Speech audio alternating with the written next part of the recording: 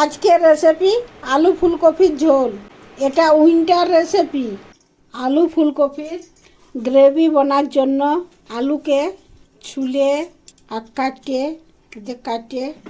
আলুকে ছুলে কাটিয়ে নিয়ে আর ফুলকপিকে পিস পিস করে নিয়ে ফুলকপিকে কাটিয়ে নিয়ে গরম জলে 1 চামচ নুন দিয়ে গরম জলে ধুয়ে নিয়ে যে ঠান্ডা জলে পরিষ্কার করে ধুয়ে নিয়ে এর সঙ্গে আলুগুলোকেও কাটিয়ে ধুয়ে নিয়ে এরপর এর জন্য মশলা নিচ্ছি।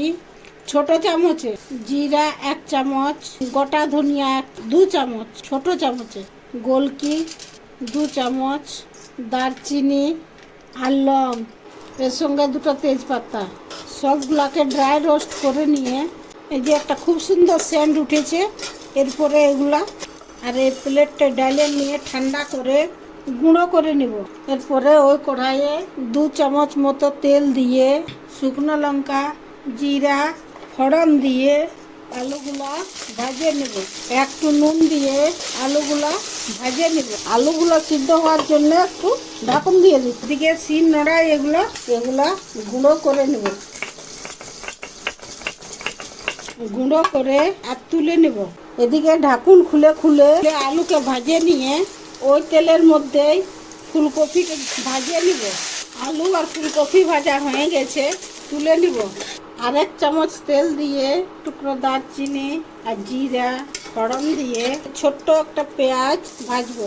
পেঁয়াজ ভাজা হয়ে গেছে। এরপরে আদা রসুন বাটা ছোট চামচে 1 চামচ, লঙ্কা বাটা যে যেমন ঝাল খাবে সেই অনুযায়ী, বাটা মশলা, জলটা, হলুদ দিয়ে আর মশলাটাকে ভাজে নিয়ে এই যে মশলা ভাজা হয়ে গেছে, মশলার থেকে তেল ছেড়ে দিয়েছে। এই যে এরপর ভাজে রাখা আলু ফুলকপি দিয়ে মশলার সঙ্গে 2 মিনিট ভাজে নিয়ে গুঁড়ো করে রাখা মশলা 1 চামচ ছোট চামচে দিয়ে আবার 3 মিনিট ভাজে নিয়ে টোটাল 5 মিনিট ভাজে নিয়ে আর জল দিয়ে ঢাকুন দিয়ে 10 মিনিট সিদ্ধ করে নেব।